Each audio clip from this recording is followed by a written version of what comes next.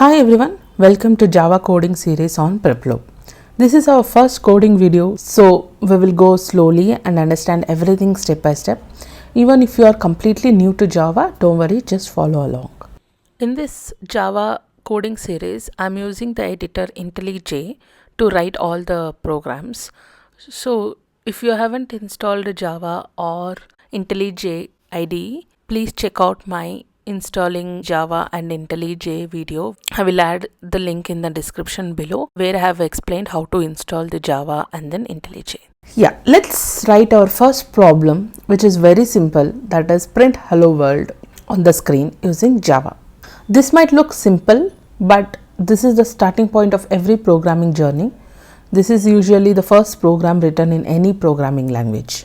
So to print something in Java, we need three basic things. A Java class, let me zoom in a little bit, a Java class and main method and a print statement to print the hello world. So these are the three steps we need to follow. Let's do it one by one. So let's create a Java class hello world.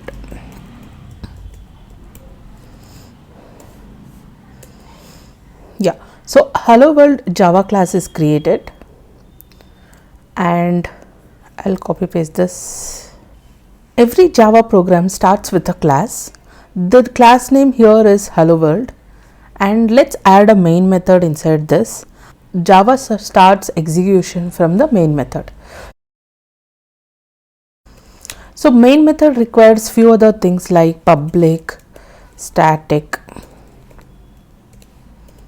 void, main, and inside this we need string args. To know about what public, static, void and args actually means, please go to the Java tutorials and check the video where I have explained everything in detail.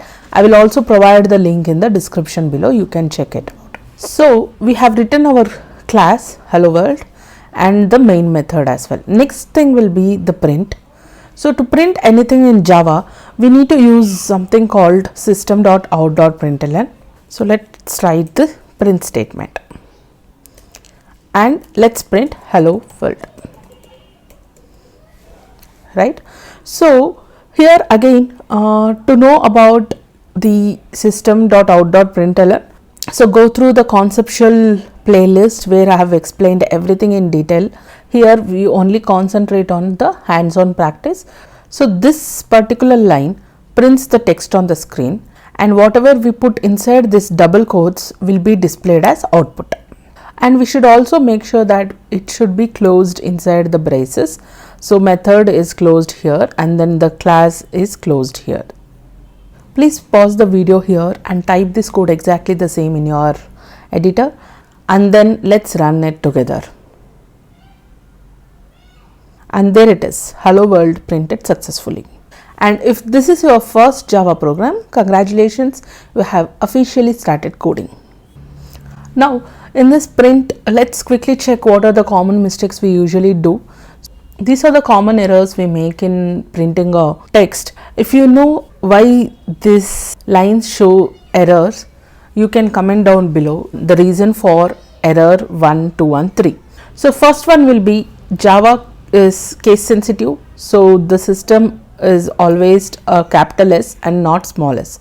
So if you try to run this, it will give system does not exist. So you should give the capital S here and then it works. Okay. So the error 2 is because the text must always be inside double quotes. So we didn't have double quotes here. So that's why it shows the error. So it says it's expected.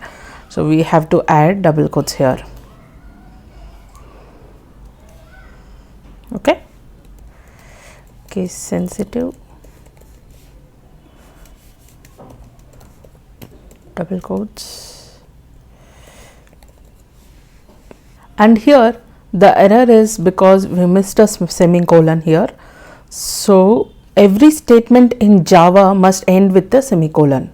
So if you add a semicolon, it will be correct. So if you don't add, it just says Java expects a semicolon here.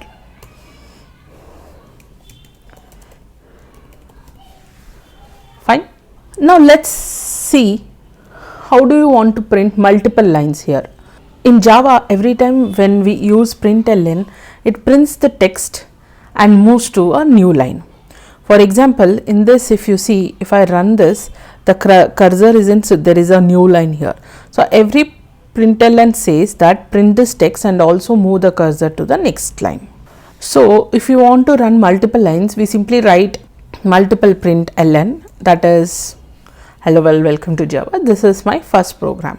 So let's run this program, and if you can see this, right, each println prints a new line. So if you remove that println here and try to run the program, everything comes in the same line. So that's the use of println. So just a small note, so prints and stays on the same line, whereas println will print the text and goes to the next line. Okay. Yeah, so let's quickly recap what we did in this. We wrote a class and a main method and a print statement. Also we tried to print multiple lines, right? So in the next coding episode, we will move one step forward and learn how to print variables. Thanks for watching. Please subscribe to PrepLoop for more such videos.